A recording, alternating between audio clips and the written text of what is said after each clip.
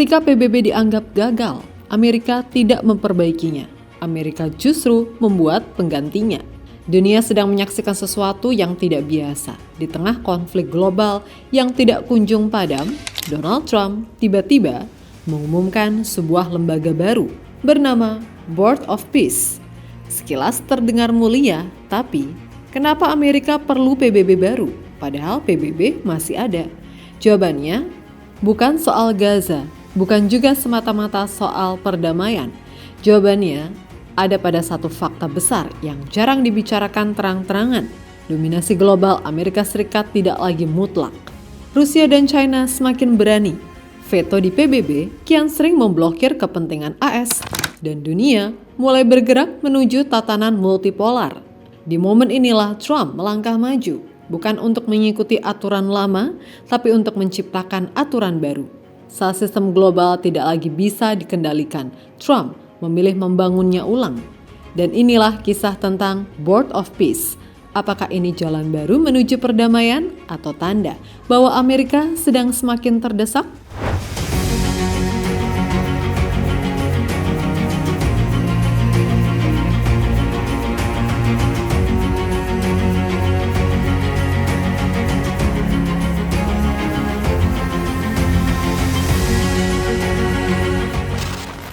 Untuk memahami seberapa besar dan berbahayanya gagasan ini, kita harus mulai dari satu hal mendasar.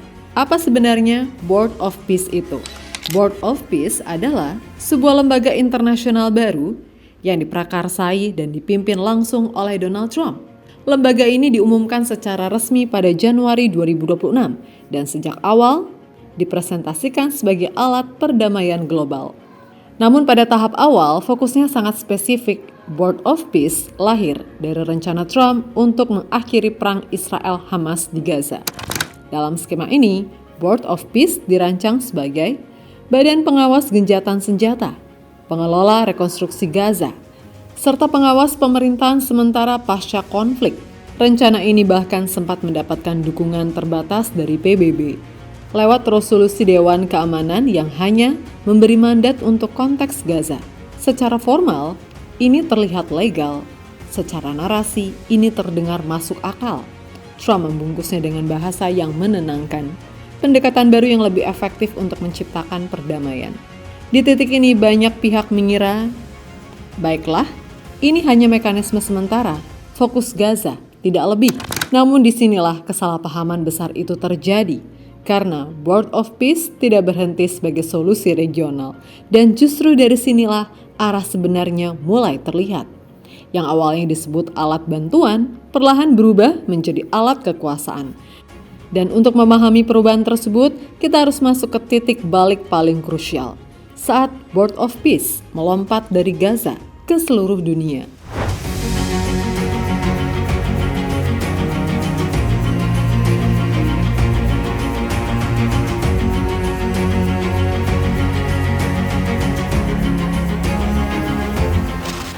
Disinilah Board of Peace berubah arah. Awalnya dunia mengira lembaga ini hanya akan bekerja di Gaza. Mandatnya terbatas, waktunya sementara, dan legitimasi awalnya, meskipun tipis, datang dari United Nations. Namun semua asumsi itu runtuh saat piagam resmi Board of Peace beredar. Di dalam dokumen tersebut ada satu fakta yang mengejutkan. Kata Gaza hampir tidak disebut. Sebaliknya, mandat Board of Peace ditulis sangat luas, mempromosikan stabilitas, memulihkan tata pemerintahan yang dapat diandalkan, dan mengamankan perdamaian abadi di wilayah manapun yang terdampak atau terancam konflik.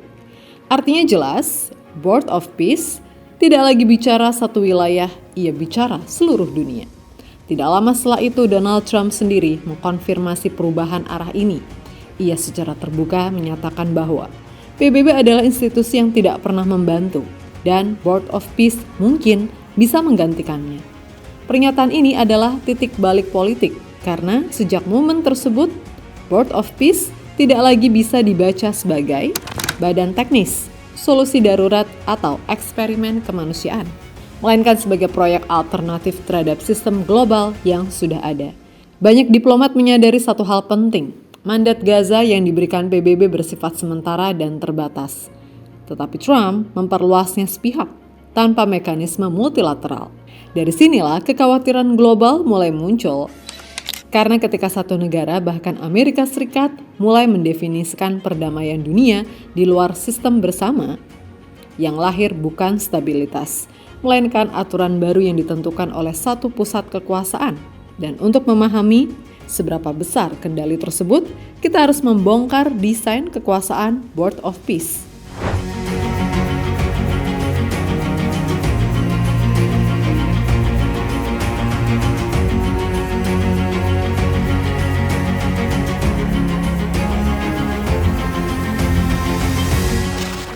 Jika sebelumnya kita bicara niat, maka sekarang kita bicara mekanisme kekuasaan. Karena justru disinilah Board of Peace memperlihatkan wajah aslinya. Secara struktur, Board of Peace sengaja dirancang berbeda dari sistem PBB, dan perbedaan itu bukan kebetulan. Pertama, soal keanggotaan. Negara boleh bergabung, tapi tidak semua setara. Untuk mendapatkan kursi permanen, sebuah negara harus membayar lebih dari 1 miliar dolar AS. Ini bukan donasi sukarela, ini adalah tiket kekuasaan. Perdamaian punya harga. Kedua, soal pengambilan keputusan. Memang ada mekanisme voting, satu negara, satu suara. Namun semua keputusan tetap harus disetujui oleh ketua. Dan ketua itu adalah Donald Trump. Artinya, voting bisa dibatalkan, keputusan bisa dihentikan, resolusi bisa digugurkan, tanpa perlu negosiasi panjang seperti di Dewan Keamanan PBB. Di Dewan Keamanan PBB ada 5 negara dengan hak veto. Di Board of Peace hanya 1. Ketiga, kekuasaan personal. Trump bukan hanya memimpin, ia menentukan siapa yang boleh bergabung, ia bisa membentuk atau membubarkan badan turunan, bahkan memiliki kewenangan besar atas struktur internal dan arah lembaga.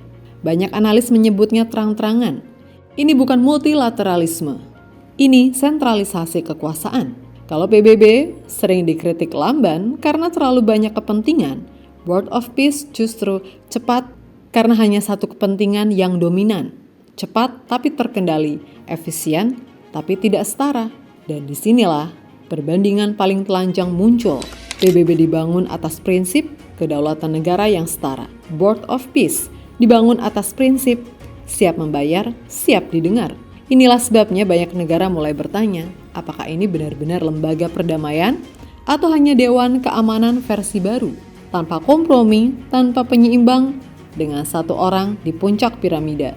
Dan pertanyaan itu segera dijawab oleh dunia, bukan lewat teori, tapi lewat reaksi keras dari sekutu Amerika sendiri.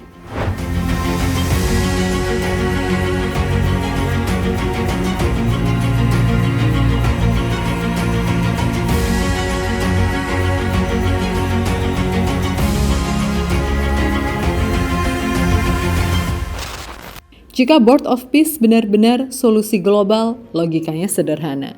Sekutu terdekat Amerika akan berdiri paling depan. Namun yang terjadi justru sebaliknya. Reaksi pertama datang dari Eropa. Dan nadanya dingin. Prancis secara terbuka menyatakan penolakan. Pemerintah Prancis menegaskan bahwa desain Board of Peace melampaui mandat Gaza, bertentangan dengan komitmen Prancis terhadap United Nations, dan berpotensi melemahkan tatanan internasional yang sudah ada. Bagi Prancis, yang juga pemegang hak veto di Dewan Keamanan, Board of Peace bukan reformasi, melainkan pengganti yang berbahaya. Kanada bersikap lebih hati-hati, tapi tidak kalah jelas. Ottawa menyatakan tidak berniat membayar untuk kursi permanen dan masih menimbang keterlibatan mereka. Negara-negara Eropa lain memilih diam, namun para diplomatnya berbicara di balik layar. Khawatir ini merusak legitimasi PBB, takut presiden membeli pengaruh, dan resah terhadap kekuasaan absolut ketua board. Seorang analis internasional menyebutnya terang-terangan, ini seperti Dewan Keamanan PBB versi bayar, tapi dengan satu veto tunggal. Bahkan dari dalam PBB sendiri muncul pernyataan defensif. Pesannya sederhana, untuk urusan perdamaian dan keamanan dunia hanya ada satu organisasi universal. Dan inilah sinyal terpentingnya. Ketika sekutu sendiri tidak antusias, ketika negara sahabat menjaga jarak, itu berarti legitimasi Board of Peace belum pernah benar-benar kokoh. Dunia tidak menolak secara frontal, tapi juga tidak memeluknya. Dan justru disinilah kita mulai melihat masalah sebenarnya. Karena Jika dukungan global goyah, mengapa Trump tetap memaksakan proyek ini? Jawabannya membawa kita ke inti persoalan, bukan tentang perdamaian, melainkan tentang posisi Amerika di dunia yang berubah. Di bagian berikutnya, kita masuk ke inti masalah. Amerika Serikat sedang terdesak.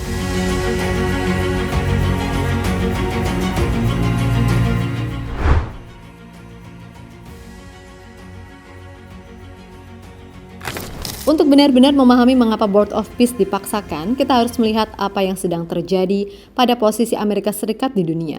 Selama puluhan tahun, United States terbiasa memimpin aturan internasional, lembaga global, dan keputusan perang damai.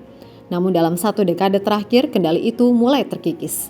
Di Dewan Keamanan PBB, kepentingan Amerika semakin sering mentok. Bukan karena kurang dukungan moral, tapi karena veto Rusia dan China. Resolusi soal Gaza, resolusi soal Ukraina, resolusi soal sanksi dan intervensi. Berulang kali kepentingan AS diblokir. Di luar PBB, tantangannya lebih besar lagi. Muncul poros baru, BRICS, kerjasama ekonomi non-dolar, jaringan pengaruh global alternatif. China memperluas pengaruh lewat ekonomi dan infrastruktur. Rusia menantang Barat secara geopolitik dan militer. Sistem lama yang selama ini menguntungkan Amerika tidak lagi sepenuhnya patuh. Dan disinilah frustasi itu berubah menjadi strategi.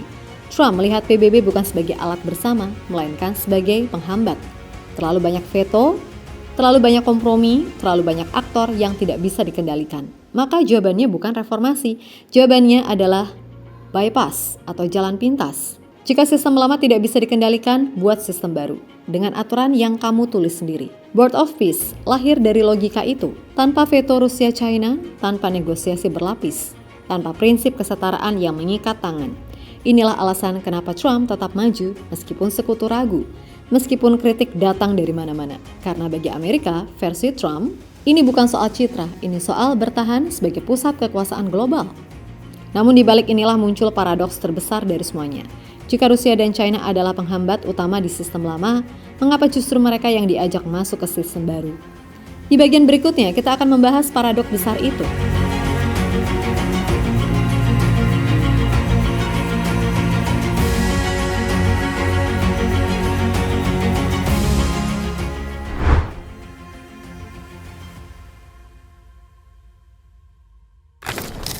Di titik ini logika sederhana seharusnya berbunyi seperti ini. Jika Board of Peace dibuat untuk menghindari veto dan pengaruh Rusia-China, maka mereka seharusnya disingkirkan. Namun yang terjadi justru kebalikannya. Vladimir Putin diundang, Xi Jinping juga diundang. Dua tokoh yang selama ini memblokir resolusi AS di PBB, membangun tatanan alternatif lewat BRICS, dan menantang dominasi Barat, justru dipersilahkan duduk di meja baru yang dipimpin Trump. Inilah paradoks besar itu. Trump sendiri memberikan petunjuk alasannya. Ia berulang kali menyatakan bahwa Rusia dan China bukan ancaman hantu utama. Menurutnya ancaman sebenarnya justru datang dari institusi multilateral lama, aliansi yang terlalu banyak kompromi, sistem yang tidak lagi bisa memberikan hasil. Ya masih banyak. Dengan kata lain masalahnya bukan siapa rivalnya, tetapi siapa yang memegang kendali. Strategi Trump bukan konfrontasi ideologis.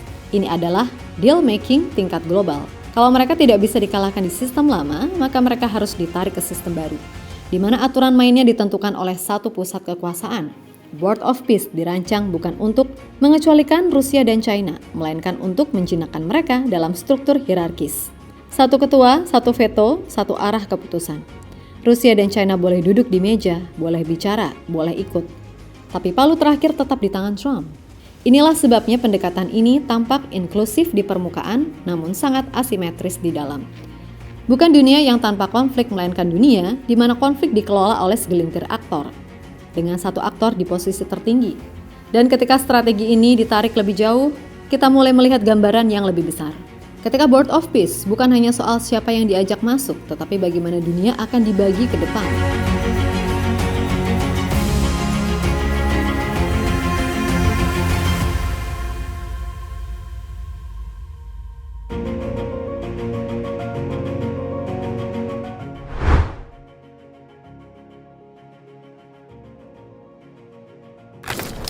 Jika kita mundur selangkah dan melihat Board of Peace dari ketinggian, yang tampak bukan lagi lembaga perdamaian, melainkan peta dunia versi baru.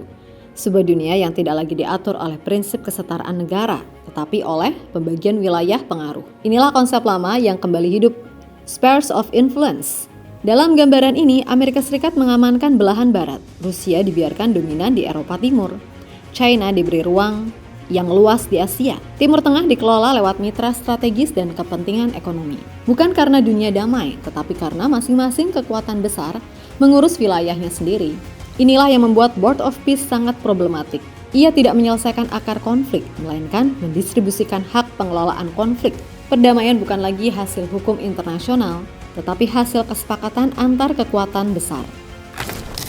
Prinsip dasar United Nations bahwa semua negara berdaulat dan setara perlahan digeser oleh logika baru. Negara besar punya pengaruh lebih besar, itu kenyataan. Ini bukan dunia berbasis aturan, ini dunia berbasis transaksi dan kekuatan.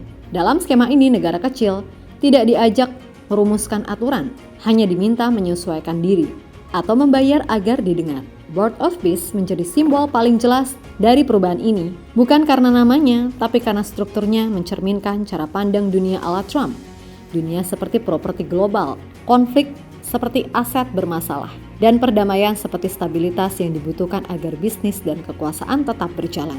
Ini bukan tatanan pasca Perang Dunia II, ini tatanan pasca multilateralisme. Pertanyaannya sekarang tinggal satu, apakah dunia akan menerima pembagian ini atau justru sedang melangkah menuju era konflik yang lebih besar?